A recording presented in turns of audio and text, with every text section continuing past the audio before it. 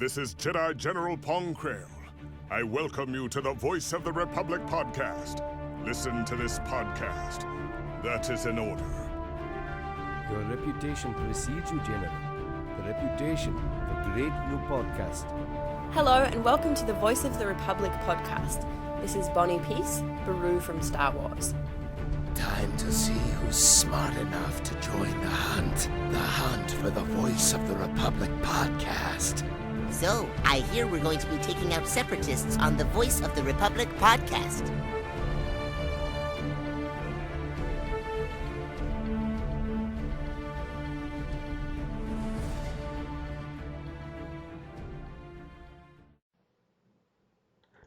Hello Star Wars fans across the galaxy, welcome to the Voice of the Republic podcast. My name is Daniel and joining me is fellow host Rory Williamson. Hello. Another week, another show. And Hello. And it looks like our co-host hasn't turned up, so shame on him. Once again. Yeah. He Once again. We'll have to demote him at this rate. Oh, There's host and then co-host. What's below that? the coffee and tea boy.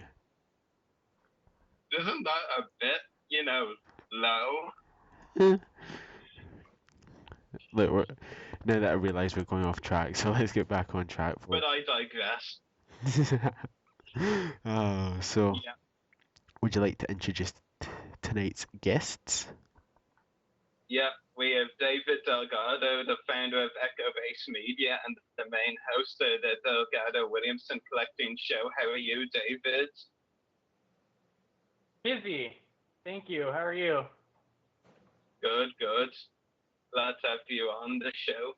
And we also have Eric Walker, the actor for Mace in the Ewok movies Caravan of Courage and Ewok Adventure and Ewok's the Battle for Endor. How are you, Eric? I'm great. I'm here in Los Angeles, and I want to say hello to all the Voice of the Republic fans out there, and of course, all the Star Wars First Mace fans. From me to OM to you, welcome to the podcast. Thank you very much. Yeah. Glad to have you on the podcast as well. So, Daniel, do you have any questions for Eric? I do have one question. So hi there, Eric. 2 and 1. Yeah. So my question. Hi, how are you? I'm doing fine, thank you. And you? Great. Yeah. So my question for you is, how was your experience working on Star Wars, and what did you enjoy the most on the sets? Well, when we were making the Caravan, you guys know it as Caravan of Courage, actually, over there in the UK. It was actually a feature film, like the other Star Wars movies. But over here in the United States, it was on television. It's called The Ewok Adventure. And to answer your question, what was it like? It was like being a kid in a candy store. I very much knew what I was getting into. I went to go see Return of the Jedi like 8 or 9 times the summer before. In 1983, the Ewok movie actually was released in 1984. And also congratulations to all the, to Return of the Jedi, of course, because it's his 30th anniversary, and the Ewok movie's 30th anniversary is actually next year as well. So, but it was like being a kid in a candy store.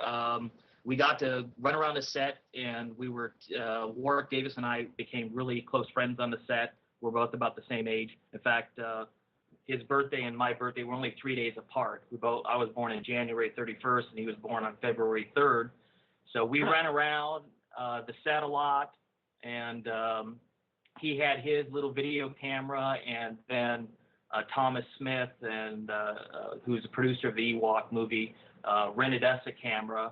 So we were running around interviewing people for a school project that we did called The Making of the Ewok Adventure, which is in my book as well, which I talk about a little bit.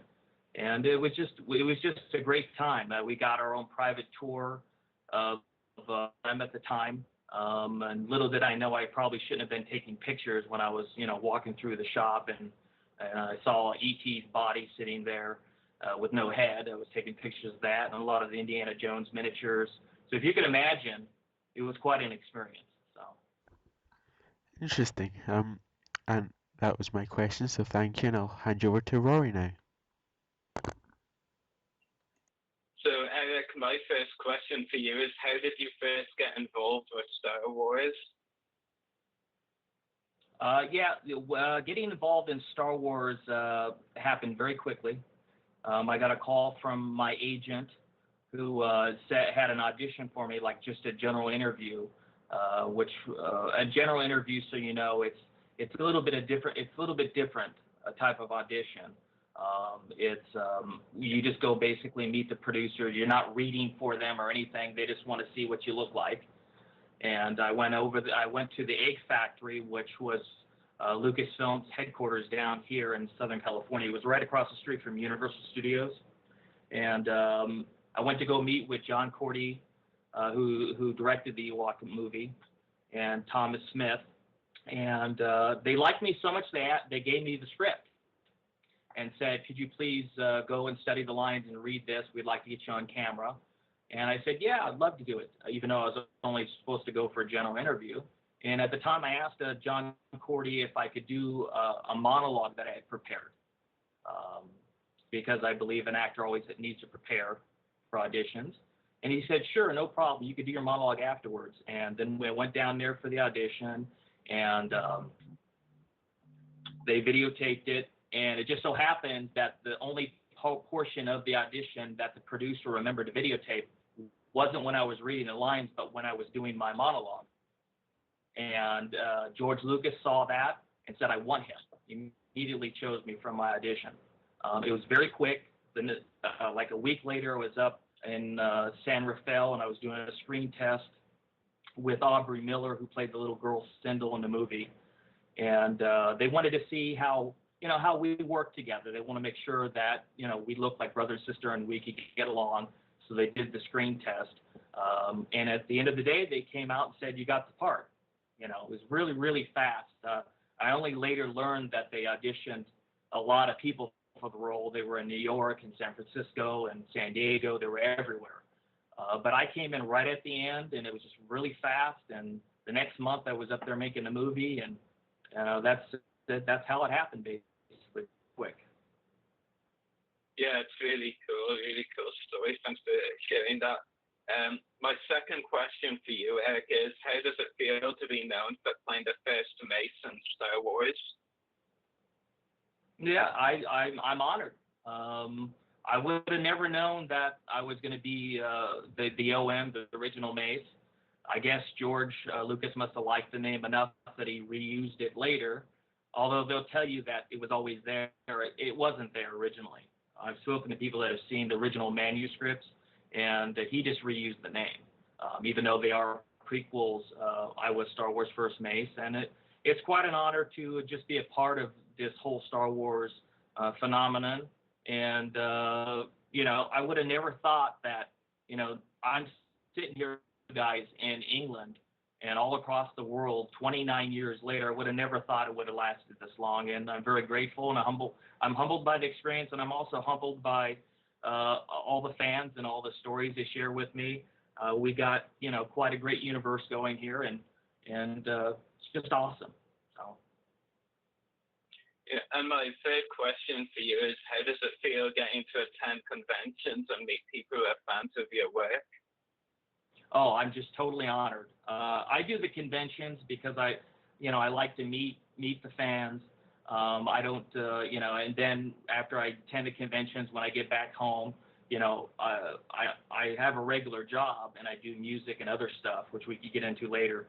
But after I do that, I then go and donate money to charity. But what humbles me the most about attending these conventions is hearing that maybe I made a difference in someone's life. Maybe forget about the world for a while. I hear stories all the time. Even recently, a gentleman in New York, I believe in the New York area, was writing me on Facebook, and he was telling me how his children and him play Star Wars in their backyard, and the kids liked the Ewok movie so much that his daughter wanted to be Sindel and his son wanted to be Mace, and the other kid, of course, wanted to be Obi-Wan. And I'm thinking, how did that happen? You know, I would have probably chose to be Luke Skywalker myself, but but it's humbling to know that that things like that happen, and if I can make something better somehow in someone's life, that's great. So. Yeah, it's really cool. As well that you donate money to charity as well. It's really good when actors or actresses or basically anyone in that kind of business donate money to charity. It's really great, in my opinion. Anyway, my last question for you is: what has been your most memorable convention experience? That's a good question. I think that when I was humbled and I was surprised by a response I got when I went to a small convention in England called JediCon. I don't know if you guys have heard about it. I've heard about that one. Yeah. It doesn't Yeah. I don't think that one's on anymore, is it? I don't know. Sure. I'm not familiar. I don't know if it is or not. I don't keep up on conventions necessarily because I'm busy working on my music and other things. But basically, I was only for it's a convention that's only 4 hours long. And by the time I got done meeting with everybody and, signing autographs and pictures, my hand was hurting. I was signing so many. So. And there was another one I had some good experience too also in a convention I went to in Hamburg, Germany. And I actually spent a lot of time with David Prowse, and I got to know him and his son, and we had a great time. So, but those are two good conventions I went to, and all of them are good. It's great to go to any of them. I recently went to a convention called WonderCon, which you might have heard of. It's in Los Angeles and Anaheim area. It used to be in San Francisco. And it was nice meeting everybody at the convention as well. So. Yeah, it's really cool. And thanks for answering my questions, Eric. And David, do you have any questions for Eric? Well, I think it's really interesting that there's such a little known fact that George Lucas was so heavily involved in directing the Ewok movies, because the original that they had brought on for it had to drop out of the project. So George Lucas was extensively involved. So could you what were your overall impressions of him as a director? Well, he seemed to be pretty heavily involved in the Ewok movie from the very beginning. He was actually editing a lot of it with the editor in the beginning. That's how he got on. He was working on that and doing a lot of the editing. And then, like you had mentioned, the John Cordy had a prior commitment. So when we had to do the retakes, the reshoots, whatever you call them, in different areas, when we had to do those, he would come to the set and he would. One of the memories I have, and being a teenager at the time, you don't know to save something somebody gives you.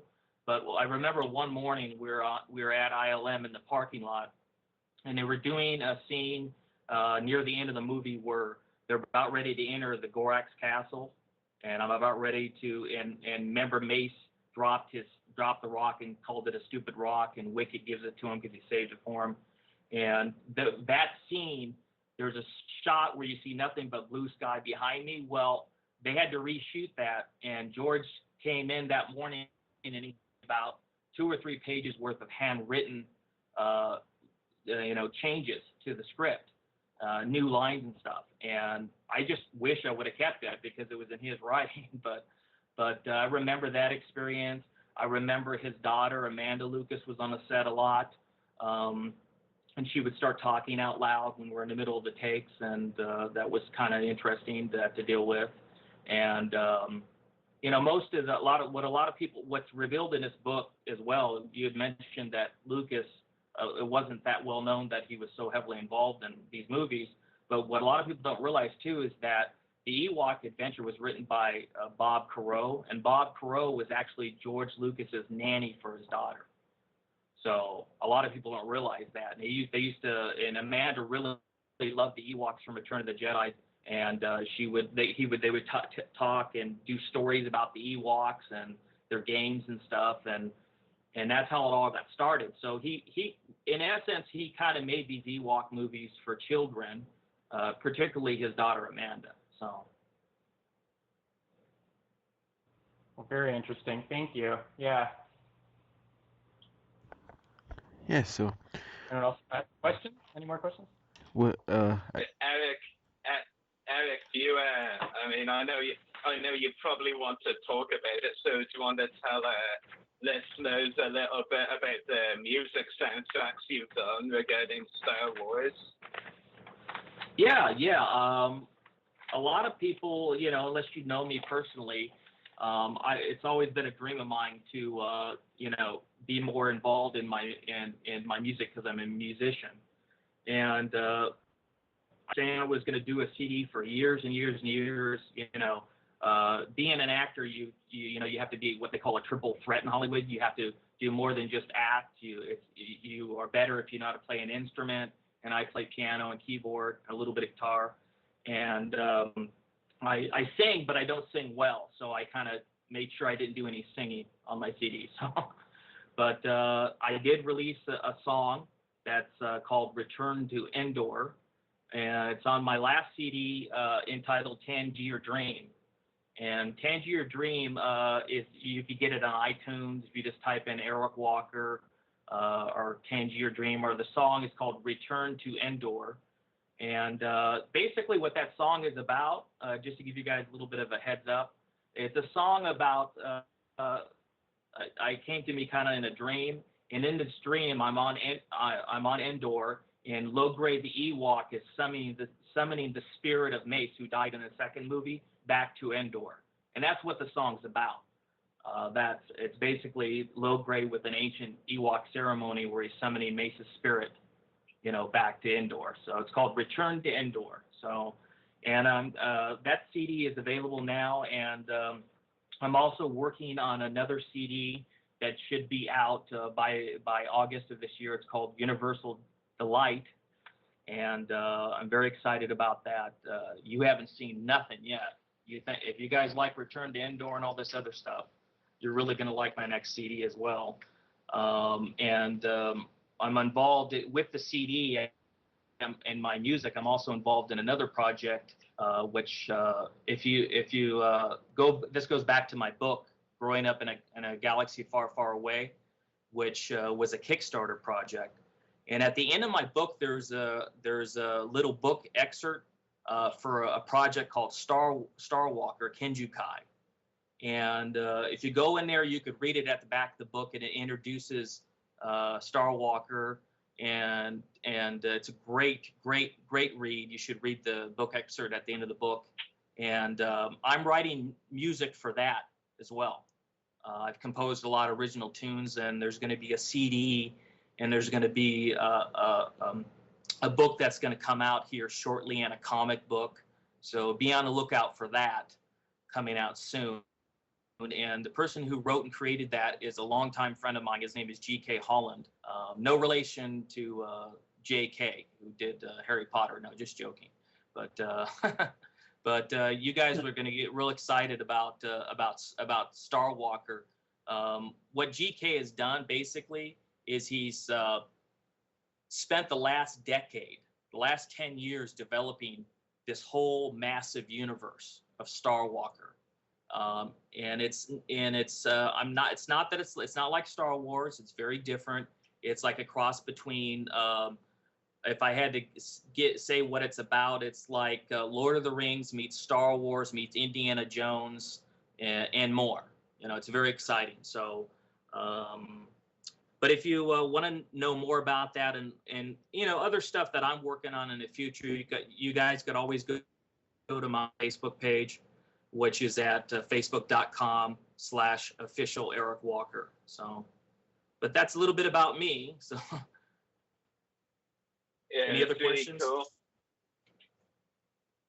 I think Yeah, I think I'm done with the questions now. Thanks. Daniel, do you have anything? No, but I'd just like to say to our listeners, if they want to call in, now's the time. If you have any questions for Eric, please call in and we'll let you pass them forward. So for me, there's no more questions. And just to allow our listeners any time, in case they do want to call in, Eric, well, this isn't so much a question, but I want to bring up something. Did you say you were born on the 31st of January? Yes, I did. That's I was born on the 30th, one Wow. day before. Yeah. Just Awesome. for that, you'd find that interesting. Yeah. And that's all I've got to say now. So, Daniel, any callers on your end? I do not, unfortunately, I do not see any callers at the moment. We'll give a couple more minutes, see if anybody calls in. If not, then we'll wrap up the interview. And we've gone to awkward silence.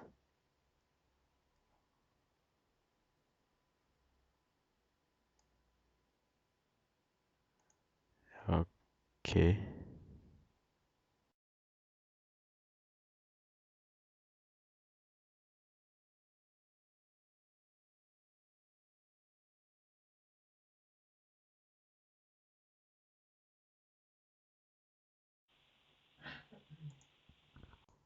Project takes place over over 30 different centuries, and it centers around a group of elite fighting force called Kinjukai, who are there to protect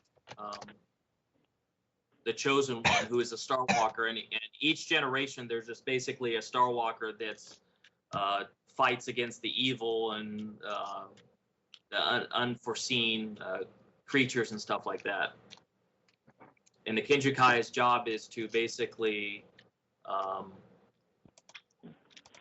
their job is to train the Star Walker to save the planet Earth, basically. Is there a Facebook page or a website or something I can get more information about it?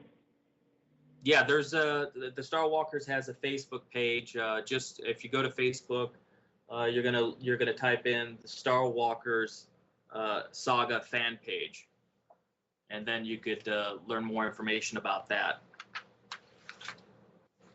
And also there's a website. The website is called the starwalkers.com. THE Star Walkers with an S.com.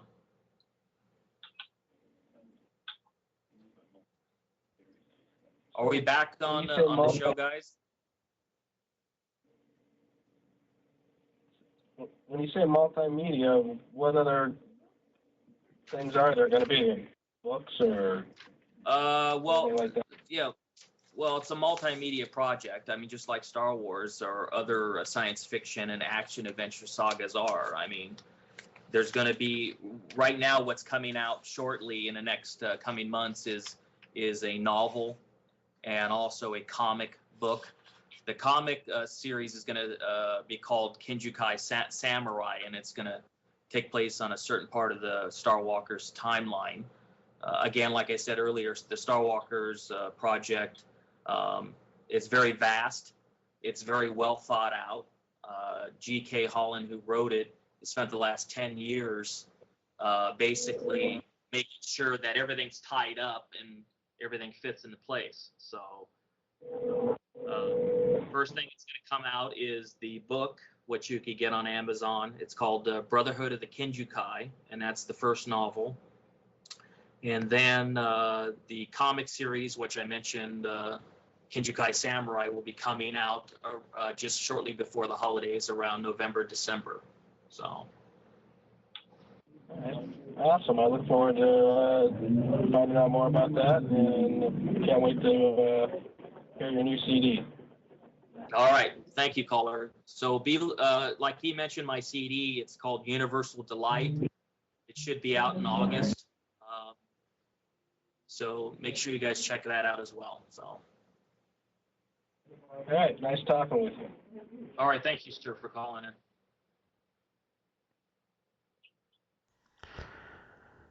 in. So, I believe that's all. We are back. Yes, I believe Okay. we're back. Just a minor bump. No, I believe you're back. It wasn't me that bumped out in the first place. Really? You were the one who came in last?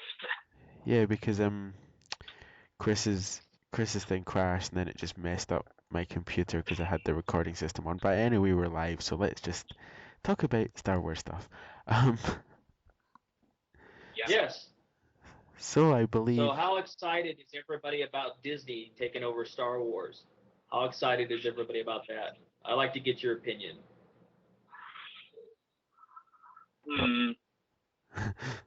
I fear what Rory's going to say.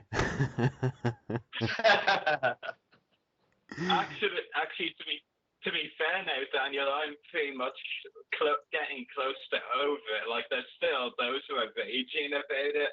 Yeah. You know, recent, better decisions. Well, I'm not. Well, I think it's way too soon to say I'm completely happy with them or even happy at all. But there are some good things. I mean, Eric, have you heard about the upcoming TV show Star Wars Rebels, the animated one? I've heard a little bit about it. I'd like to try to, if somehow, some way, whoever's working on it, if it's Dave again, Dave Filoni or anybody, I would love to come and do some voices on the Star Wars Rebels. I can do a lot of voices actually. I won't audition for it right now on this show, but I would love to come and do some voiceover work on that project. So. Yeah, Star Wars. Yeah. Because, like, I mean, Star Wars Rebels, the announcement of that was the thing that, really got me, not happy completely with Disney, but, slightly happier because I think it sounds great. Set between Revenge of the Sith and A New Hope, always wanted to see a TV show there or animated show, and we're getting that, so that makes me happy. But to be fair, not a lot else though, to be honest. Just Rebels, I think, at the moment has me happy. And the spin-off character films, I mean, those should be interesting. Those films on Rebels. I'm not to be fair, also I'm completely convinced with the sequel trilogy now, to be honest. But I mean, if they're good films, I like them. But well, I'm kind of hoping that they let Joe Johnston come in there and do the Boba Fett movie. That would be a good spin-off movie, I think. So, but who knows? Yeah, definitely too soon to say on those things. I think to be honest, most people when Disney came in, and started canceling everything really, that everyone just overreacted really, including me. Let's face it, everyone was all up in arms about it because they started canceling everything. But I won't say they're on completely the right track, but they're doing something good. But still far from perfect, in my opinion. What do you think, Daniel? I mean, I agree with what you say. At the very beginning, there was a lot of overreaction, but I think we've finally kind of come to terms with it, and it's not as bad as move as we all thought it would be. I mean, we're going to be getting. Okay, they've cancelled the Clone Wars, but we're going to be getting a new series in a different era, which is going to be good. Daniel, a new series in what? Huh? You just said we're going to be getting a new series. Yeah, Rebels. We're getting a new. Are you even listening? You said serious, not series. Here we go again. Now, Yeah, I always look at it as a positive sign that at least George is leading the franchise with so it could carry on, because so that we can get more stuff to be excited about. So I won't say much. I'm happy that they're going to do the Star Wars Rebel show, so we'll get a good cartoon again. But hopefully they go in the right direction. They keep doing everything and they do everything right. I'm hoping for the best. So, and I've worked for Disney before though. So I did a Disney movie called Little Spies with Mickey Rooney, and some other works I did too as well. I was in Lesson Zero with Robert Downey Jr. I played his younger brother, the Iron Man himself. So I've done a few things other than just the Star Wars movies, but of course that's what I'm most known for. So, but yeah. Speaking of Joe Johnston, I mentioned him, and Joe. I remember working with him on the Ewok set, and he's just a great director. Joe is. So I would love to see Joe get a shot at directing one of these. Even if it's one of the expanded characters, or he toss him into doing a Boba Fett movie. I think that would be a really great move. So Definitely, yeah. But we'll just have to wait and see, though. Yeah. David, what is your opinion on this? Well, when they canceled the Clone Wars, one of my conditions for being happy with Disney again was giving Filoni a new series, and they've done that, and I'm super excited about it. So we've got Rebels, and then I also think that a Joe Johnston Boba Fett movie would be pretty sweet. Just getting a Boba Fett movie from like the mind of the guy who was the most heavily involved in the design, I guess, of the character and the creation of the character. I think that'd be really, really, really interesting and a great way to expand what we know about Mr. Fett. Yeah, definitely. Hey, That was random. that's my sign. That was freaky exactly the same time, but anyway. That's my sign. I know it's your line. Okay, Oh God. that's our freaky. Moving on. Yes, moving on. Move along. Hey, that's my line.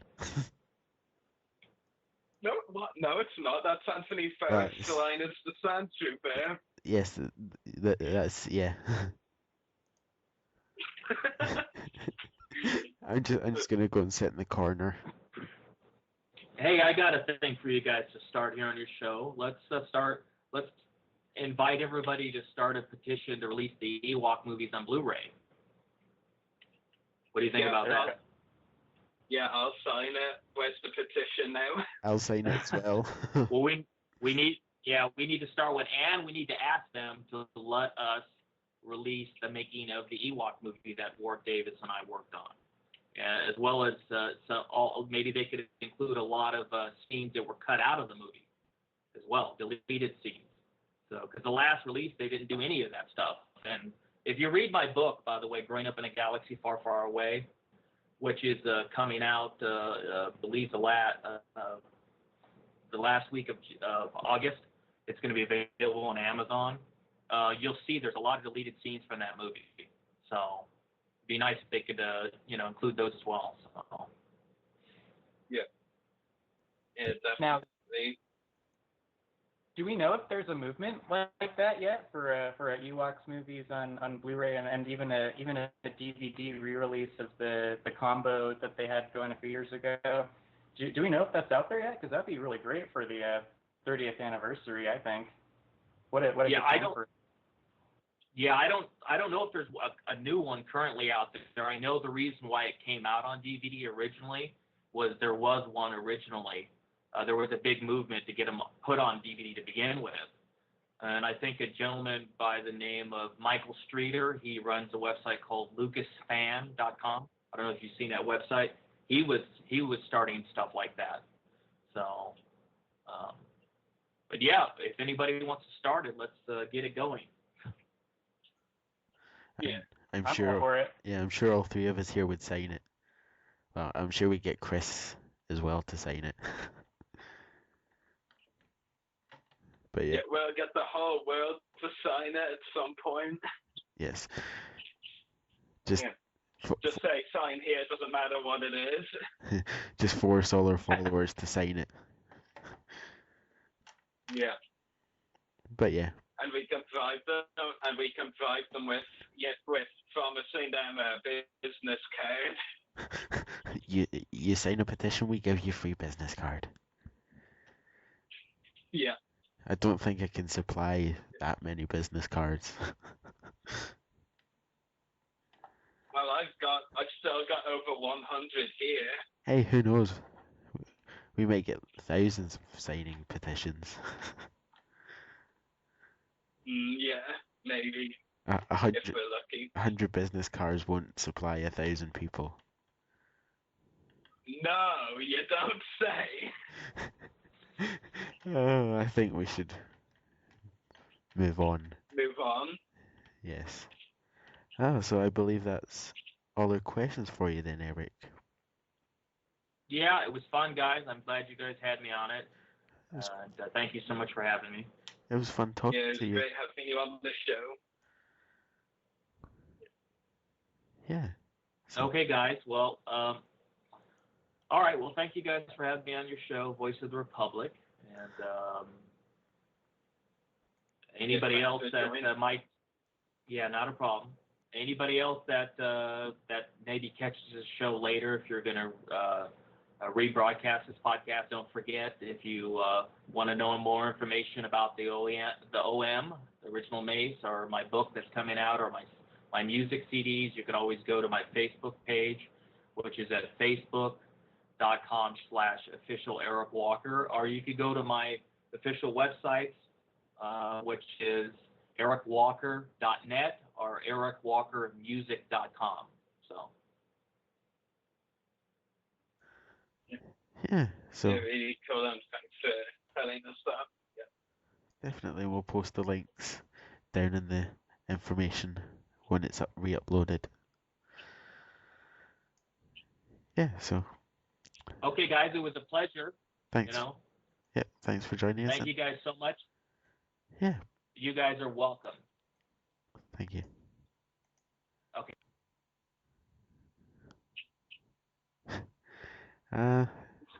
Yes, so Yeah. Yep. So another fun interview out of the way. yes, with a couple of minor bumpers, but that was all. But yeah, it was very interesting and fun interview. So let's. Wow, that's actually Yes, last. that should be. That's almost 40 minutes. God. Right, let's push on. You can read. Yeah, that's next topic. So our next topic is. Yeah, and wait a minute. We might, seeing as we don't want to forget, and we might as well start with the topic I forgot to put in the notes. Oh, do you want to discuss this now?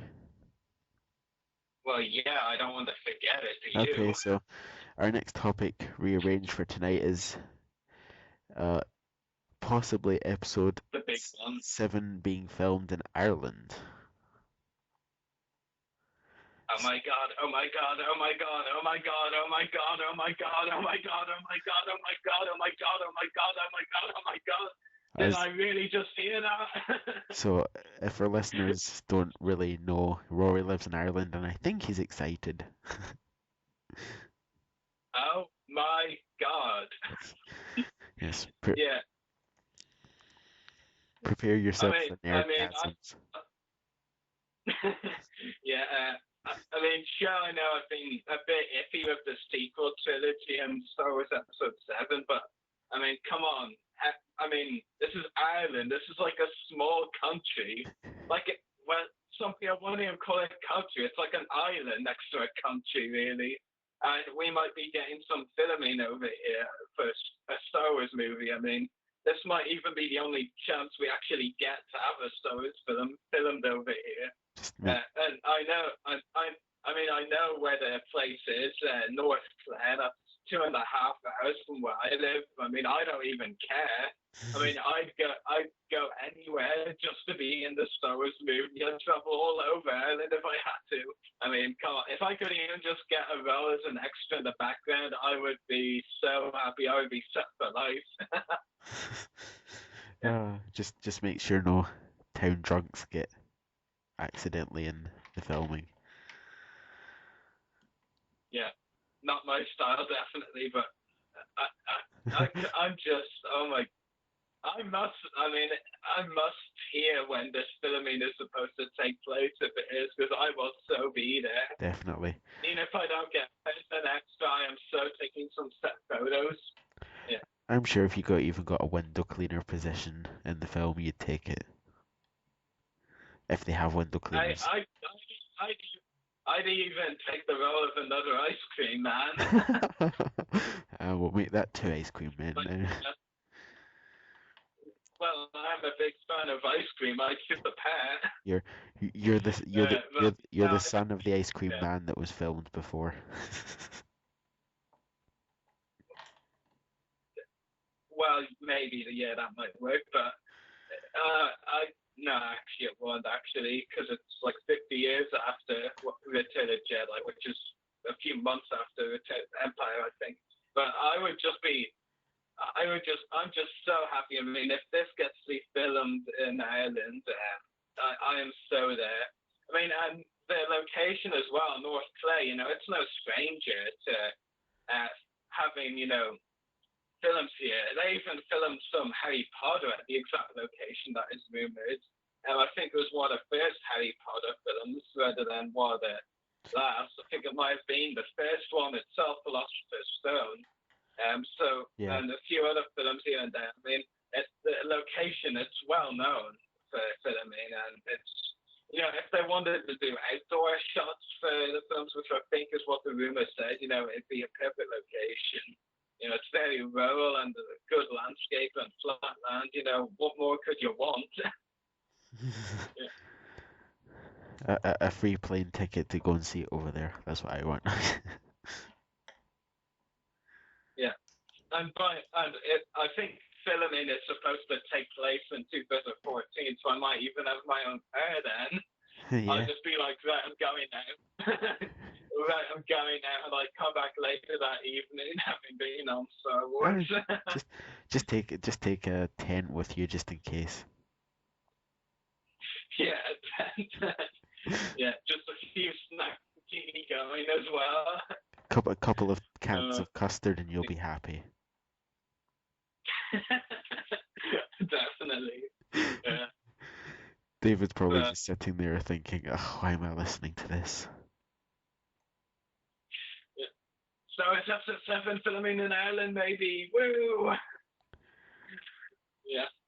Not even that will come up. Oh. Yes. But I think it just can't be stated how excited I am about the possibility. I mean, to be honest, just think how much has changed in my, Star Wars side of life. I mean, a few years ago, I would never have pictured myself, actually meeting Star Wars cast. Now I'm doing it on a regular basis with conventions and all. And now there's a filming in Ireland for Star Wars film, and, I might even get an extra role. And if I'm really lucky, I mean, it's just crazy. It's like it's all happening at once, and I can't take it in. I'm just so freaky. It's unbelievable, really. Just get somebody to act as an agent and say, everybody out the way. This is Rory Williamson coming through. Yeah, and see how many people actually recognize the name. Yeah. But yes, I think. Wow, I mean. Definitely. Why am I saying definitely? It's But come on, just look at all the original trilogy cast who played background roles. I mean, they get such a huge, billing at conventions.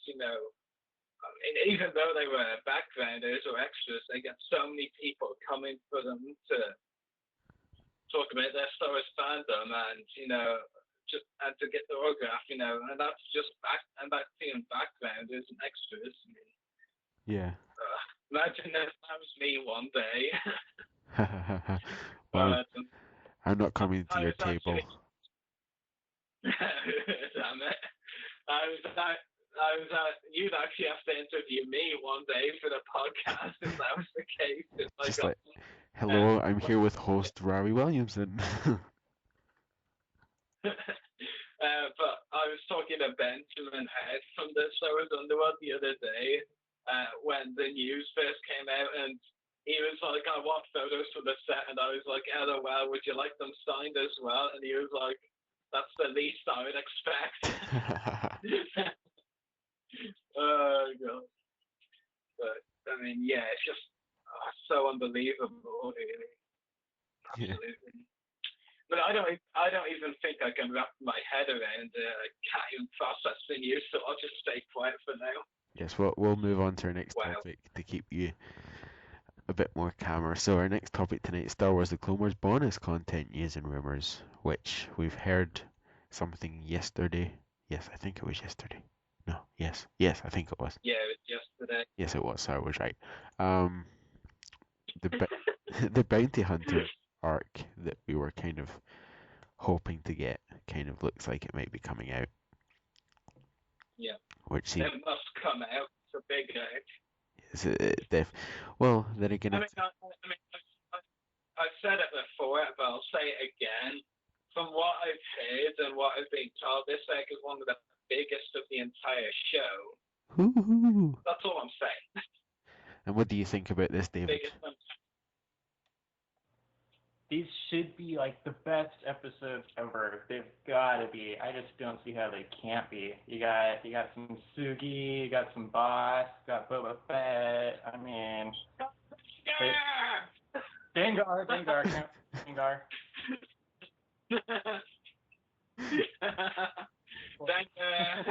He sounded so nervous when he said that. Dengar. Sorry. Well, yeah, Dengar.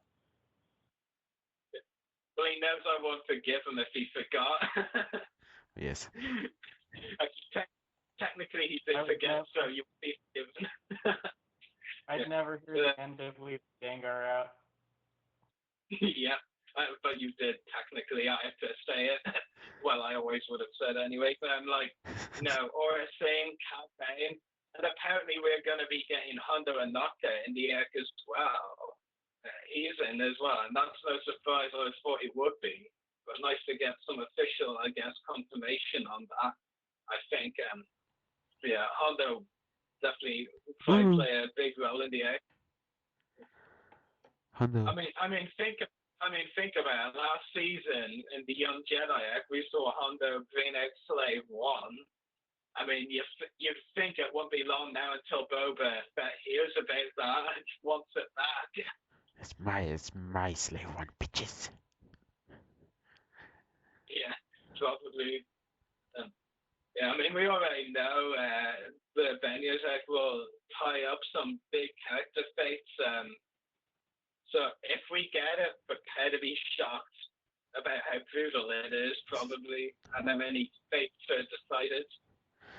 And obviously Embo's fate won't be decided, which a lot of people are thinking. Well, that's for the Clovis egg. You'll get people probably saying, "Oh, let's kill him off." No. Well, then again, he doesn't really talk much. To be honest, I don't even really I don't even really get why someone asked about Embo's fate being revealed in the Clovis. Like, I mean, we know the Clovis egg was going to take place before Eminence, which Embo appeared in season 5. And sure, I mean, I think Filoni did state they'd make the timeline would be changed, and the Clovis egg's timeline was after Eminence, but I really don't think anyway that would make a difference. I mean, sure, they just say, oh, this egg now actually took place after that egg. But I mean, I bet they, go just go back to the episode and rewrite the event so Ember would die, especially with a big Berserk coming up. And the Berserk, I'd expect for it to be more likely that Ember would die in this big Berserk. Yeah. Because some the fates will be decided. Either your voice went or you sounded like you were gonna cry there. Probably my voice went, but all I'll say is bad stuff's gonna happen. Sith always happens. Oh yeah, always until the end. Yes, definitely. Yeah, so hopefully we'll be seeing something of this, all these bonus content stuff soon. Well, maybe Celebration Europe will be where some stuff will be revealed, but yeah. San Diego Comic Con and Celebration Europe too, definitely. But I mean, it's a no-brainer that they'll show some stuff and give some news there. By the way, I know that a lot of people are up in arms with the Clone Nova, but I always said that I wanted Wolf and Dengar to be involved in big ways in the last season of the Clone Wars. And I know, of course, this isn't the last season, but it's close.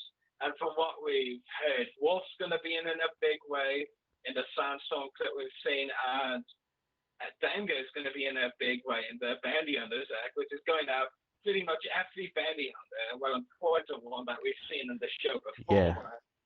It's a big, that one. Yeah, definitely. I mean, if we don't get that bounty hunters Act, I'll be really disappointed just because of how good it is and how big it is, and with all the important character fates getting decided. The other acts, I'm looking forward to, but nowhere near as much as the bounty on this one, because that is much bigger and just so much above the rest of them, really. So, what do you think, David? Oh yeah, by far the Bounty Hunters arc out of everything we know is coming. I'm excited about the Plo Koon stuff too, definitely. But just getting all the Bounty Hunters together, I think the Bounty Hunters were the absolute best thing about the Clone Wars. Just all the huge range of new Bounty Hunters that were introduced in the show. It's crazy. Yeah, to see them all. Yeah, like you said, dude. Just a huge range of venues we've seen introduced over time, and now they're all coming together for this big, epic battle, or it's just gonna be unreal. It's gonna be crazy. What do you think of the idea that it's gonna be like two teams of bounty hunters pitted against each other? That's one thing I've been hearing a lot of, because it's difficult to picture Cad Bane and Cato, Paracity, and characters like that who have such history together, coming together on the same team. Yeah, we know that Boba Fett and Cad Bane, is confirmed after Deception in season 4. It won't be the last time they work together, so we'll probably see them on the same side. I'd say Aura Singh as well, because she's more of a bad girl bounty hunter. I'd say Suki and Kato Parasudi would be on the other side. To be honest, the thing I find kind of amusing though is, in Bounty Hunters back in season 2, we saw, Sugi and Ambo and all, and they were on the same side. They were doing things for good cause. Now, since then, really, we've seen Ambo, I guess, sort of drift away to the darker side of the bounty hunting side. With the Bounty Hunters in season 4, the box and Crisis on the View, which Ambo appeared in. And Suki has always been on the more lighter side of the bounty thing. I know, of course, that's Cosworth. There's no such thing as good or bad with bounty hunters. They just do the job whoever pays best. But it kind of could, spread out to that in the next second. Like we said, there are going to be some big character fates decided, and some fans will not be happy with what happens. Oh no, definitely not. Oh yeah. I know some hearts that'll be broken over a couple. Oh, we both know. We both know. To be honest, I mean, when they said Hondo and Naka would be, I have to be honest here, when they were doing all those Twitter messages and the way it was worded, between, and this is a spoiler, it's a speculation if you're listening, between the way the Twitter messages were going back and forth, the way someone asked if Hondo and Naka would be in the arc, and would there be some big character fate aside in the arc, and the Clone Wars writer Matt Mikhnovich said, yeah, it's a Hondo being in and some big character fate to be decided. Some seems more than the amount I know of, for sure. So I'm thinking, and don't hold me to this, but I have a feeling Hondo and Naka will not survive past the Benio's arc. I think he's a goner. And I know that'll annoy a lot of people if he does, because he could easily be one of those characters who lasts a while. But I mean, he has Boba's Slave 1, and you can't imagine that Boba, who is supposed to be coming to be the best Benio in the galaxy, won't be too happy with that. But I made my point. Yeah. Yeah. What do you think? What do you think of my crazy theory about Sugi's blaster? Do you think there's any have I shared that yet? Just she has the exact same blaster as Boba Fett in the original trilogy. Do you think that has any connection? I've just always thought that she's there holding that weapon for a reason. She bought it from the same dealer. I think I get what you're saying, David. I think it's definitely a possibility. I mean, if I'm gonna be honest, I think. In my honest opinion, I think Hondo and Naka, Cad Bane, Oracene, and Sugi are the bounty hunters most likely to go. I think out of all of them, those are the four who are definitely not going to survive this arc. That's just my opinion again, my view. Yeah. But Oracene has expanded universe history. I'm doing air quotation marks here. You can't see it, but Oracene has expanded universe after this arc. That would have to be overwritten if they were to do anything new with her. So I wonder if there'd be any fan outrage over that, because she does have some. I think she has like a novel appearance, something like that. Yeah. There definitely would be outrage, but we know that not face to override, EU. And to be honest, most of the time I haven't been critical of the Clone Wars overwriting EU, because to be fair, I mostly have found the Clone Wars version of things to be better. But I digress, that's my opinion again. Always. I agree, always. Barriss B, that rocked.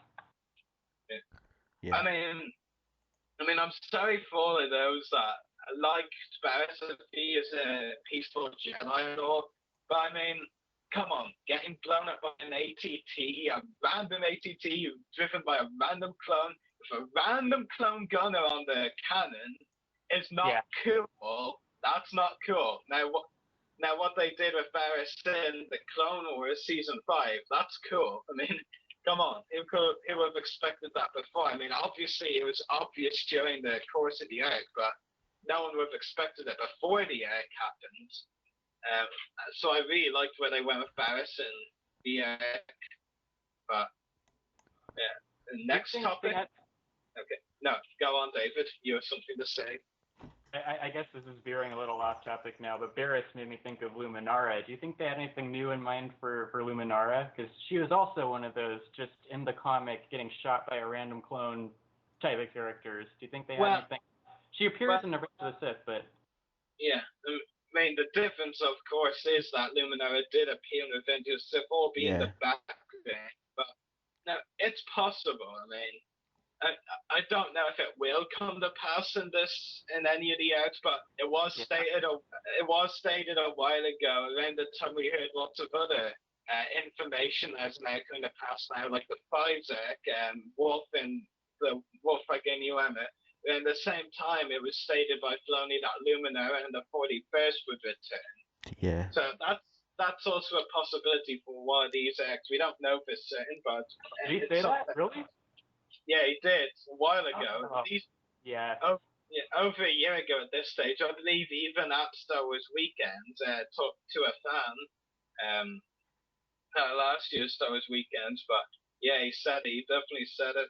And actually, it was amusing because just a couple of weeks before, and actually Eckstein had confirmed Barris was coming back, and then we got Barris in the season 5 finale, and we didn't get Lumina in the 45th in the finale, but still, I mean, yeah. And I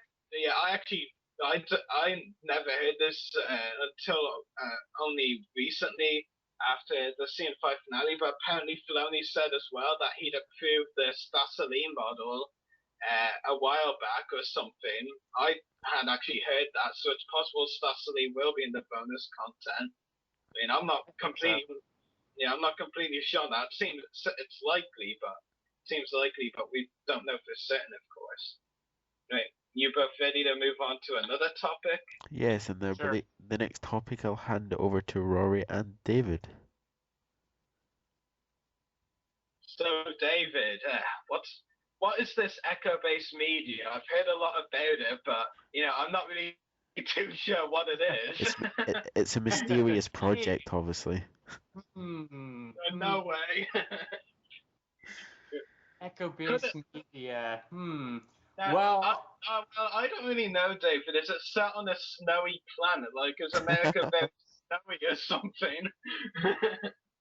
It's a Hoth-themed website in the middle of California. I don't know. Interesting.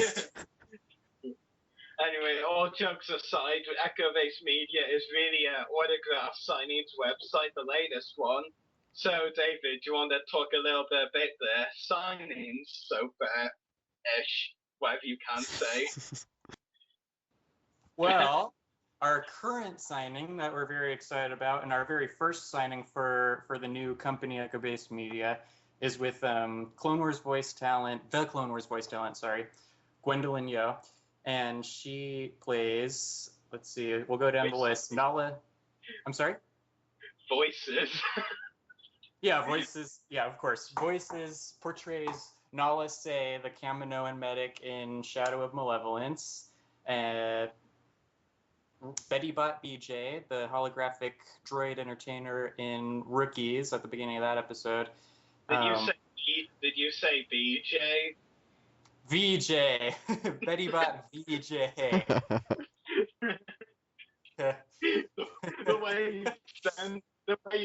the way you said that just sounded so wrong.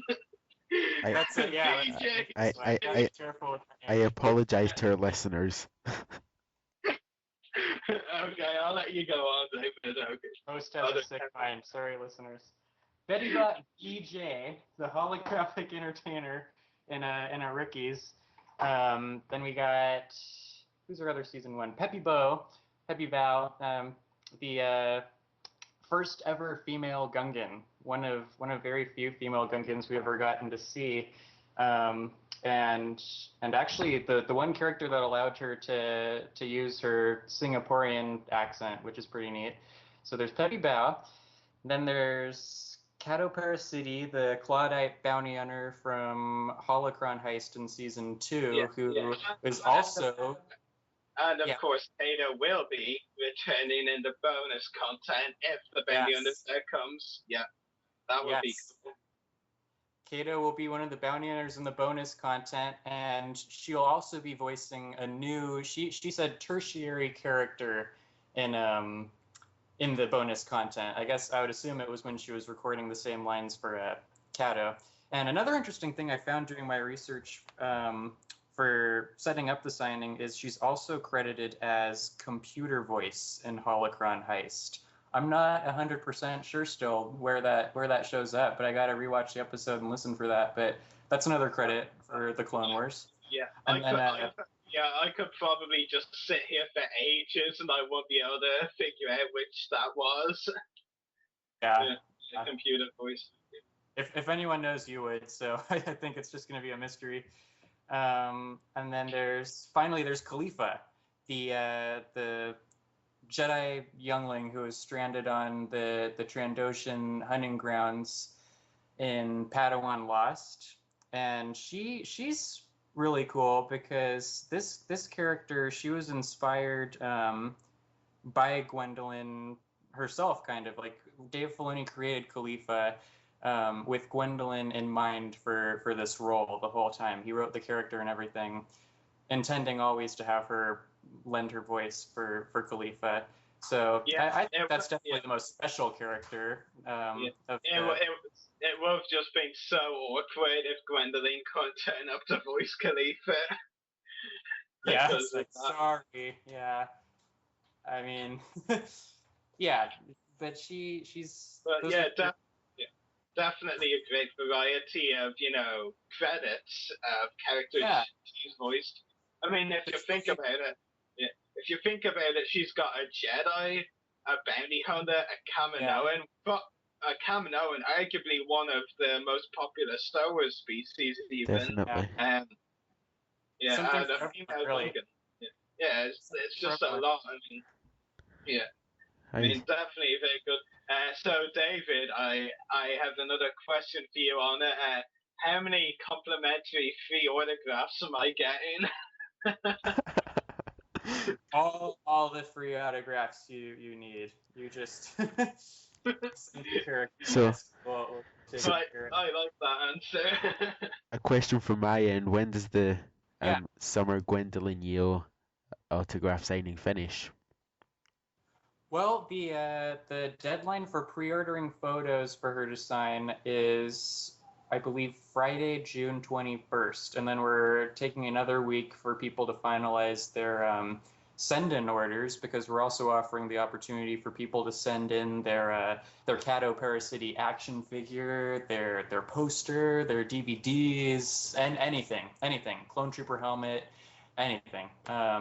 For an $18 fee, and it's $12 for photos. And so send-ins ends on the 28th of June. And then I'll be going down to LA at some point in July to get all the items taken care of and bringing back a whole bunch of good stuff. Then I've got plenty of time to go on the website and buy one then. Absolutely. Don't forget about the trading cards as well. Do you want to say their price? Yes, thank you. There will be an Echo Base Media autograph trading card series, and the first card will be Gwendolyn, our summer signer, and those will be available $10 each. And the proceeds from the signing that we do with Gwendolyn, and the aim for most of the signings that we're going to be putting on is to be supporting various charitable endeavors, or even just the talents, the signing talents creative project that they have, like if they're trying to raise funds for something of their own. But Gwendolyn's signing will be benefiting the Bill and Melinda Gates Foundation. So we're excited about that. So we'll be directing most of the proceeds there. Can you tell us which of Gwendolyn's characters will be on the trading card, or have you not decided that yet? We will definitely have at least one Cato Paracity card and definitely a Khalifa card. So there will be variations in there. And I have some other really neat stuff in mind in terms of like add-ons and variation for within the trading card series as we go down the road, but I'm not quite ready to share because I'm still putting pieces together. But it will be a very cool series, and I'm hoping to get the design of the card revealed within the next week or so, hopefully, in time for people to place orders for the signing. And then after that, the signed cards will be available in the Echo Base Media store. And for European or anybody that's at this side of the pond, what will postage and packaging roughly cost? Well, we're for signed photos, we're charging the same fee to everybody. We're accepting all international orders for photo orders. And then for send-ins, it's really just a matter of whoever's sending the item out pays to ship the item to us, then the $18 fee for us taking it over and getting it signed, and then we'll bill separately to be reimbursed for exact shipping costs back. And then trading cards, I'd imagine it just can't be more than the cost of an envelope and a little bit of international postage. I doubt it'll be all that much. Awesome. And are there any updates coming to the website that you want to share? Or is that top secret too? I probably know anyway. I can share some updates. We've got I put together a very, very basic About Us page, but I'm really hoping to expand on it over the next couple weeks, add a lot more background information about what we've done, what we're doing, and what we plan to do. And then I will also be adding some items from a couple autograph signings I've done in the past that I have extra items left over from. We'll be adding those to the Echobase Media store shortly. I'm hoping this week there will be items available. I did a signing back early last year with Stas Ali actress Lily Namwasa. So we'll have some Stas Ali photos and maybe some trading cards up there, in addition to a signing I did last November with Chris Edgerly, the voice actor who portrayed Eve Koth in season 2 of the Clone Wars. We've got some cool stuff left over from that signing as well that we hope to get listed soon. So people who couldn't participate in those signings have a shot at those autographs too. And then I may even dig out some stuff from my own collection that I don't need anymore and get it up there on the site. There'll definitely be some cool stuff to check out in the store. So an update will be posted when we're done with that. And I guess another thing coming to Echobase Media down the road is we really hope to put on a service for people who can't attend conventions and events like that, who have autograph signers present. We hope to organize some kind of send-in opportunities and that type of stuff for shows. I'll be attending Rhode Island. I'm hoping to attend Rhode Island Comic Con this November, and if so, that'll be probably the first show that I explore setting something like this up for to make available to fans of Echobase Media. So lots of cool stuff coming up down the road. Yeah, definitely, and that sounds very exciting. Definitely. So I should know. I know some of the secrets. Well, obviously you're part of it, and I'm just sitting here wondering and and just like all the listeners, basically. And and the listeners are probably thinking, wait, he's involved with it? How do I not know this? Well, what's he not? Why is he not? That's the question. That would be the question. Yeah, why am I not? Yeah, the question everyone asks, well, why isn't Roy Williamson involved in the project or any project? Yeah. But yeah, that sounds VP of European Operations. sounds really fun. The Echobase. Thank you. I'm excited. I'm very excited to be putting all this stuff on for everybody, and the Gwendolyn signing is getting a very good response. I'm thrilled with the response it's getting. So since this first signing is looking like a big success, I'm excited to announce our next ones. We'll have an autumn signing put together, and we're putting a lot of thought into exactly what part of the Star Wars universe we want our next signing to cover. We kind of like another Clone Wars one before the end of the year, but there's also the demand for original trilogy signers out there, and I have a couple really, really good ones in mind. So we'll just see, but there's definitely lots of names in mind for the autumn signing, and it's coming together, and hopefully we'll have an announcement very soon, and that'll be a success too, and we can just continue on and put on great signings. And I can say absolutely nothing. I can't even say who we've considered for the autumn signing, so don't ask. Yes. You'll be disciplined if you asked. Yeah. Say, David, don't you think it would be a good idea, at least a few days after, well, maybe a couple of days after the Gwendolyn signing, that's when we announce the next one, the autumn signing, if we have a person confirmed for the autumn signing, at that stage. What do you think? I'm sorry? Like, what would we do? I was Confused him. thinking I was thinking we should, wait until after the Gwendolyn signing, like a couple of days after, and then announce the autumn signing if we have someone definitely doing the confirmed for the signing at that stage. Definitely. Yeah. Definitely. That's the word of the day. Definitely. Yeah. Definitely. Yeah. We'll yeah. we won't finish a signing ever without having the next signing fully prepared. Never ever. We hope to have this one wrapped up by the time we have another one set for autumn, if I'm making any sense. Well, I'm gonna have to start doing a little babysitting to get the money to buy all these autographs now. Yeah. So basically, if it's anyone except me and David, they have absolutely no right to know who the autumn autograph signer is until a few days after Gwendolyn signing. Happy days.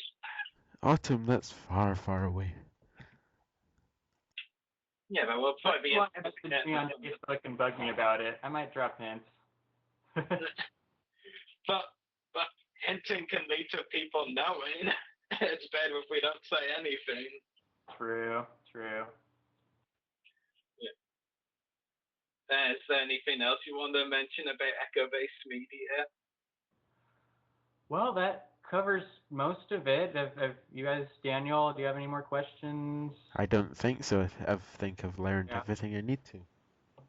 www.echobasedmedia.com. We're also on Facebook. We're just about to 100. I'm excited. We're almost to 100 likes, so maybe this will get us up there. Everybody, head over and like the Echo-Based Media Facebook page for more updates. And also, we'd really like to hear from you. Like, if you're fans, just drop your ideas for signings on the Facebook page, or send me a message or an email or something, because we will be relying on your input to know what to offer you down the road. So let us know. Post your ideas. Rory also posted a couple polls. So check those out on just which categories of signers we want down the road. So check those out, and we just really want to hear your input. So Echo-Based Media Facebook page, www.echobasedmedia.com. And thank you. I want that Khalifa Force choke picture. That's a good one. Yeah, I'm glad I was able to grab that one. I'm excited about that one. She just looks ferocious. And I like ferocious gals. Meow. Bow chicka bow wow. Yep. Anyway, you both ready to move on to another topic? Yeah, so our next topic tonight is Celebration Europe 2 news with a couple of guest announcements, I believe. Yep, guest announcements, like really good ones. Oh, I've never heard of them before. I kid. You don't know the person who played the clones? Clones? What are these? Not kidding. Do you not know who Neo is? Yeah. Anyway, as Daniel said, there has been some Celebration Year 2 news. Not so much guest announcements, more like leaked on the autograph order program, being put up, but we'll get to that more later. So the guest announcements are Tamura Morrison. I always have a problem with that name. He played Jango Fett in Attack the Clones and Clone Commander Cody in Revenge of the Sith.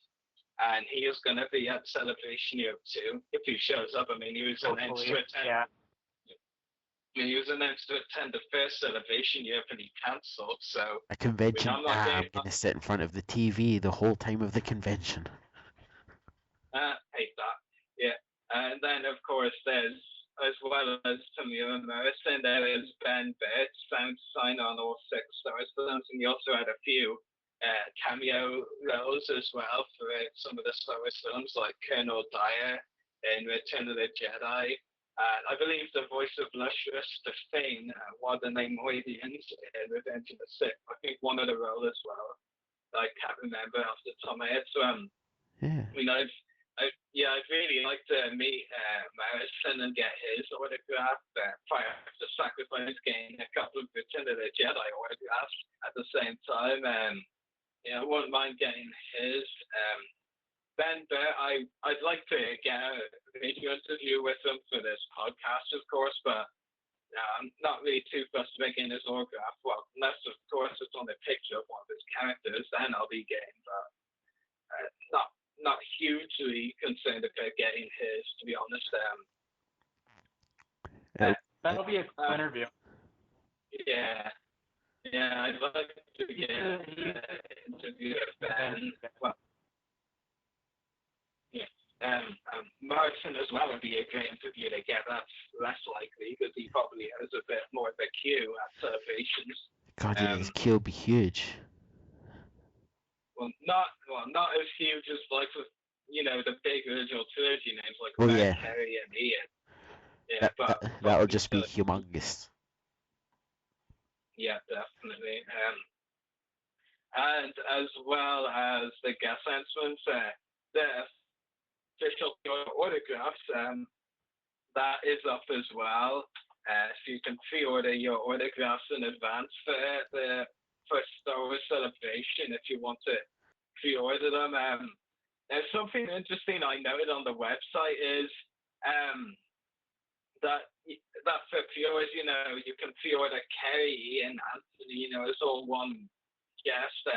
But it seems like with the other guests, you just, you pick the number ticket, 35, your ticket 25 and 20, and then from the center, I could be wrong, but it sounds like they just give you one random out of all of the guests listed, just one random guest depending on your ticket. So if you purchase your ticket, you get one random 25-year guest. Now, I could be wrong on that, but that's what it sounds like. And, that disappoints me because, I want to know exactly who I'm getting because I don't want to order trying to get Ashley Eckstein and end up getting like Femi Taylor or Ben Baird, because that would just be disappointing and that would, break my heart. That would just destroy you. No offense to Femi Taylor or Ben Baird, but Ashley Eckstein is my hero. Yes. But yeah, I mean, to be honest, like especially with the 35-year guest, Kenny Baker, Peter Mayhew, and Morrison. I mean, I'd be willing to pay that for Morrison as he doesn't do a lot of conventions. But Mayhew do a lot and usually charge less at smaller conventions. So I would want to try and order Morrison's, and it would give me Kenny Baker, so I could probably get for £15 or 20 at a fan show compared to 35 or 40 here. So no, I mean, I don't think either of you have attended a celebration before, so you both probably don't know what the setup is. But I'm a little concerned if that is the case, because of the big guests, the only one I might get is Carrie Fisher. Most otherwise will probably be the smaller guests, and the next biggest I'd probably get is Merson, really.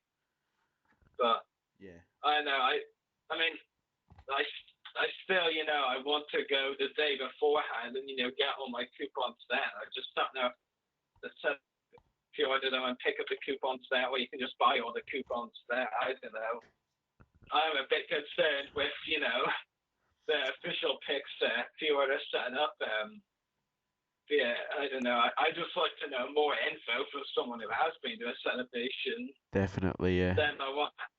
If I do pre-order, I won't end up getting someone I don't want yet, instead of someone I really do want. Like Ashley X. I try and pre-order either Ashley Eckstein or Amy Allen, and I get someone else. I don't think it happens that way. I don't think it happens that way. I think you selected on the ticket. That's what the little boxes are. But I'm not 100% sure, and I'm not that's to promote that company.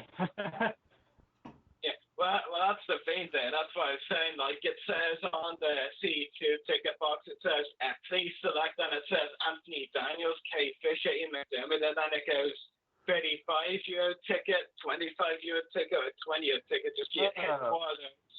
Yeah, that's basically what it says. Doesn't say any names for any of those guests in that bracket. Yeah. I mean, that's what concerns me, really. I mean, yeah. I'm sure there's a way to pick it. I'm sure there's a way to pick it. I don't think you should have to be concerned. It's weird. Yeah, it's weird. I mean, I've tried asking all day for celebration regulars, but friends of mine, absolutely none have replied to me from what I've seen, and I'm like, oh, come on, I'm an innocent dude who wants a question answered.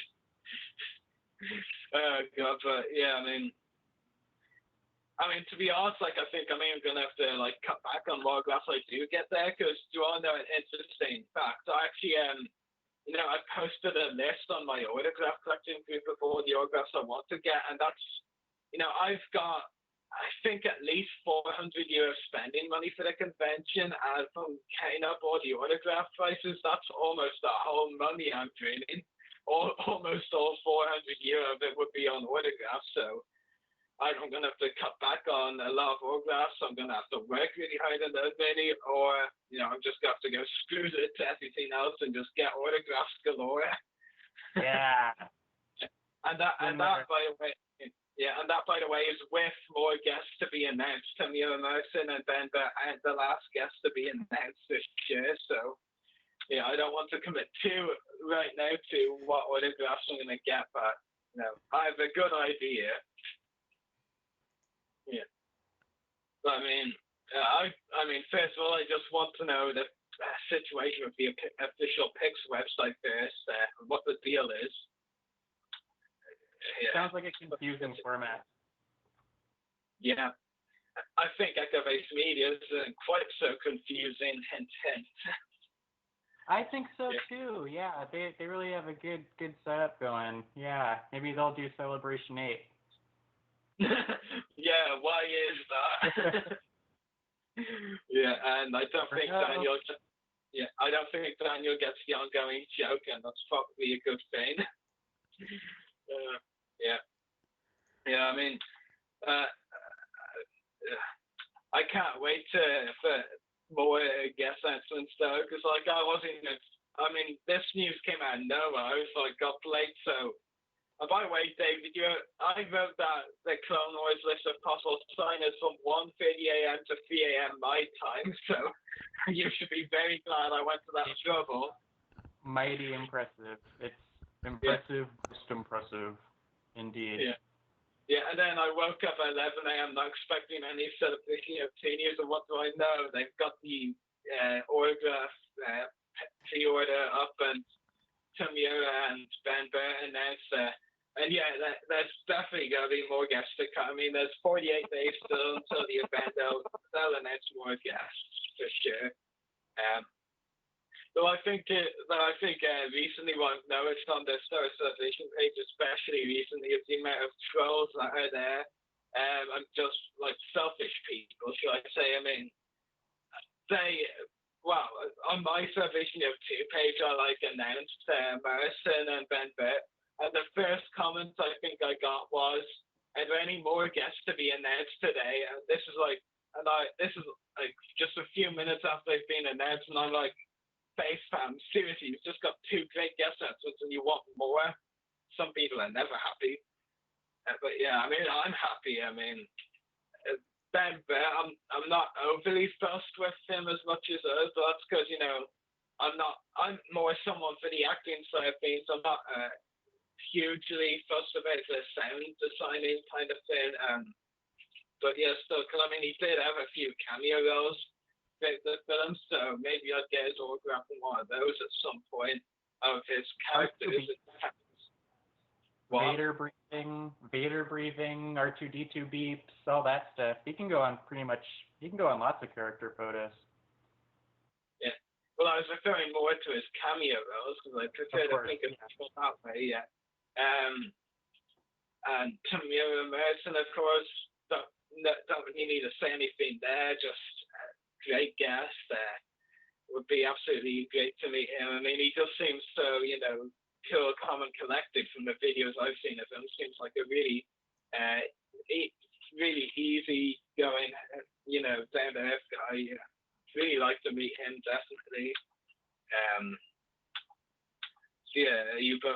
move on to another topic? Sure. So, Daniel, Yes. take it away. So our next topic of the night is, well, something we found out not long coming on before. Well, found out today. The Hasbro. It's something completely different because this is not what we expect from the company. Action figures. Facecam. Yes, I know. Yes. 3 3/4 inch packaging Hasbro Black Series. Also, rumors of the following figures appear in Wave 2, and there's a lot of cool figures there. Yeah, do you want to name them? Yes, we have Darth Plagueis, Vizam, Stormtrooper from A New Hope, 501st Legion Clone Trooper, Mace Can you Windu. read? What? Are you blind? It's 41st, not 501st. I said 41st. You said 501st, David. I Tell me said said 41st. 501st. You said 501st. I heard David, 501st. he said, Thank you, David. Thank you. Yes, 41st. Come on, Daniel. You even listen to yourself. But 41st, that could be a few different things. We have the landing platform, the gray striped clone troopers from the landing platform, or we could have the camo troopers from Kashyyyk, or we could even have some kind of realistic interpretation of specific shade of green. That's what really gets me, because if you think about it in Revenge of the Sith, they weren't really identified, Grease Legion as the 41st, they were all Kashyyyk troopers. Yeah, they weren't really identified as 41st troopers, so there's a possibility it could be a realistic Clone Wars 41st clone trooper. That would be weird. I mean, it won't be the first realistic clone trooper legion from the Clone Wars you think they do, probably, but that's possible. Yeah. We'll see. Although it would be cool to get a realistic 41st Legion Clone Trooper. Oh yeah, definitely. It's a different shade of green stripe than the regular clone sergeant, because they're both kind of green, but it's definitely a different shade. So they could totally do a realistic 41st. I'd love it. I think because they're from such a good episode. Definitely. Yeah. Do you want to name the rest of the figures now? Also, try not to make any mess up. Also, Mace Windu, the Clone Wars realistic. Commander Neo. This one's gonna. How is that excited? Because I need to explain this over again. You said Commander Neo. How does that show you excited about getting a new Neo figure? Say it like this.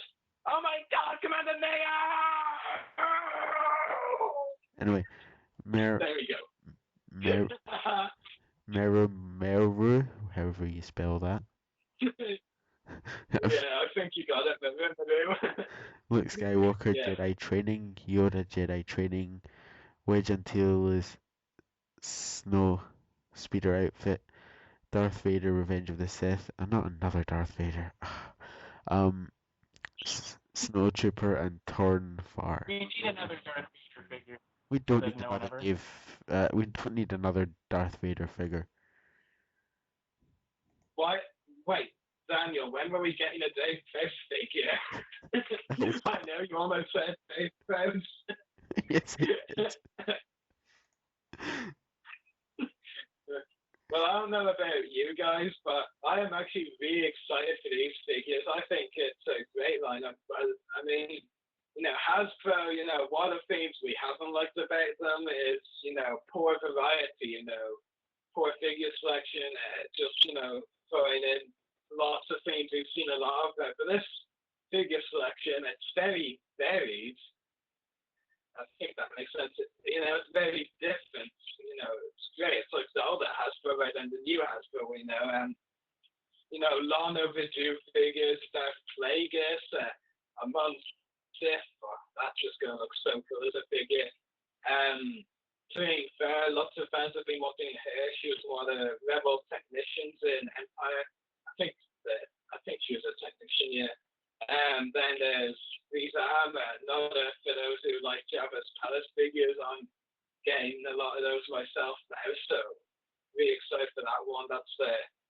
next to with the cannon on top of the bridge, I believe. Stormtrooper New Hope, not a terribly exciting figure, but I don't really have a New Hope Stormtrooper that's really well articulated, so why not? 41st Legion clone, I'll probably get that no matter what it is. To be honest, the only figure I absolutely have no interest whatsoever in from this wave is the realistic Mace Windu. I mean, it's basically the exact same as all the other realistic Mace Windus, except there's the gauntlet, like they included in the Clone Wars, on his forearm. So really, not much different, not worth spending on, Yeah, in my definitely. opinion. And Commander Neo absolutely would love to get that figure. Obviously not as much. Yeah, obviously not as much as I pretended to be. I was trying to tell Daniel how to geek out. Maru, another Wookiee figure, would absolutely definitely want that. And we're actually getting Maru's actor on the podcast soon, so that should be fun. We can definitely know what if he has heard the news, by the time we interview him, we'll see. Luke Skywalker Jedi training, might get that, might not. Could be good. Yoda Jedi training, Yoda figure. I mean, if it looks good, I might buy it. I'm not overly fussed. Wedge and Snowspeeder definitely want Vader. Don't want. If it has a few cool droids like at the end, I might be slightly tempted, but not likely. And Snowtrooper and Twin Bear, definitely two figures I want to add to my Hoth collection. So I'm really excited for most of these. Only possibly one or two I could easily pass on. Well, maybe two or three. I could easily pass off. All the rest I definitely want to add to my collection. So that's going to be a lot of spending for me if I can find the figures. So, yeah, what do you both think? As long as I get Clone Commander Neo, I'm happy. Oh God! So you don't want any variety? I may get the 41st Legion Clone Trooper, depending what style How it is is. that variety? How is that variety? Yes, I know it's another Clone Trooper. I'd be interested in getting the Mayor Maru one. That's rarity. um, So you don't want the figures that a normal person wants because of how unique they are. Interesting. So David, how about you? Are you as weird about clones as Daniel? I'm all about seeing a new Commander Neo figure on the VC-45 body. I think that'll be really, really neat. I'm really interested in the 41st Legion guy because I think that we could really use this might sound silly, but because we do have the super articulated version, but I'd kind of like to see a new version or a new release, new sculpt of the Kashyyyk guys, because the one they made in 2008, it's good, but like I feel like the color is just a little off, and he's way too short.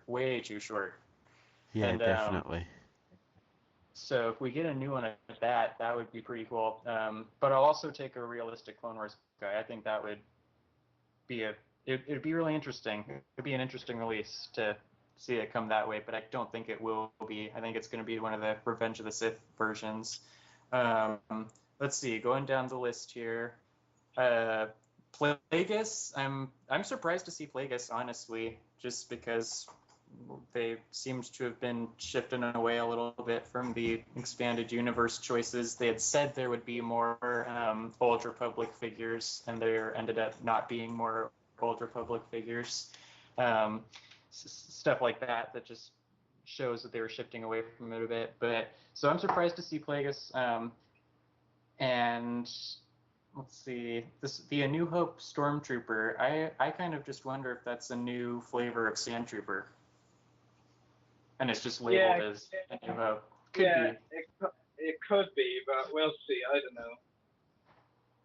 Maybe, yeah. It's actually kind of amusing because the other day Rebel Scum tried posting a rumor list of Black Series 3 3/4 inch figures in a supposed wave 2, And it was like all other figures that were from the Droid Factory cancelled, and now we've got Jedi Temple Echoes rumors. And while I admit I think Jedi Temple Echoes is a bit more likely, to be honest, I mean, it's still a rumor, and it could, any of them could still be fake for all we know. But I mean, it would be really cool if they were all correct. Only time will tell. We'll have to wait and see. And I would just love for all of these figures to come out. Okay, maybe not so much Mace, Vader, and Yoda, but all of the others I would buy easily. I would happily buy a Darth Vader just to burn it. That's a waste of money. We really do need a new Empire Strikes Back Yoda. When you think about it, the ones we have so far we have good ones, but I don't think we have our perfect Empire Strikes Back Yoda yet. Just they haven't nailed the outfit, they haven't nailed the likeness. I think I'd really be interested in this one actually, and also I'm interested in seeing what take on Dagobah Luke they come up with, because we've seen so much core character variation. We saw the Dagobah landing Luke, we saw the Echo Base outfit Han, that type of stuff. So I wonder if they'll take it in a new direction we haven't seen yet. Maybe there's a moment in the film where his belt is this way or his jacket is in this position, and maybe we'll see something like that, because it's been I think it's been 9 years since we got our last Dagobah Luke. So those two are really interesting to me, at least. Definitely not Vader. We do not need another Vader. Yes, no more Vaders. Please don't torture us with Vaders. No. The only Vader figure I need is one signed by Dave Face, and I'm not planning on getting his autograph for many years, so I'm good. We'll wait for another Vader to come out. Well, that's kind of going to happen anyway, because they basically come out every time a new wave comes out. But as well as all these figures, what do you both think of the Black Series packaging of those revealed? I have to say, I'm not a huge fan of it. It's simplistic and basic, but I mean, well, I think that's what's good about it. Simplistic and basic. It's not too wild or anything, but to me, as far as if you want autograph figures, I mean, it doesn't look really the type of packaging that's good for getting autograph figures signed. But that's, just my view. What do you both think? I have not seen pictures of the packaging yet. Typical. I don't care for it. I think one, and this is kind of silly, but one, the warning label is just huge and takes up like the whole top of like that peg part. I mean, we see that sometimes, but on this packaging, it just looks huge for some reason, just the way it's configured. And then I think that the way they arranged the design, just the way they use all the space and the way that the bubble is just huge around the little figure.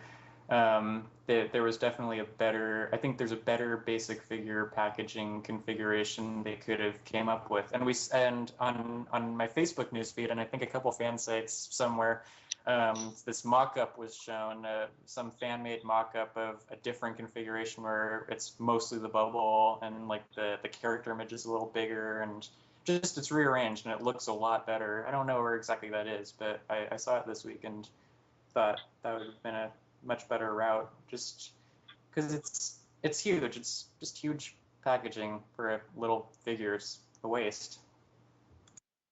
Yeah. It definitely could be a better packaging for sure. Why can't I find this packaging? God damn. Look at Rebel Scum. Okay. But yeah, I definitely agree with you, David. I think it could definitely be better. But I mean, as long as the figures themselves, I get it good because I'm mostly going to be opening them anyway. So Right. Yeah, so it doesn't really bother me too much. Go on. I do like the Black Series concept. I like the color. I like the design. I like I think the orange stripes invoke kind of a Bespin-y feeling, which is it just kind of has the whole carbon freezing chamber feel to it when you look at it, and that I like. I just don't like the way it's arranged, especially the ginormous bubble. Found it. Just Oh, sorry. looks silly.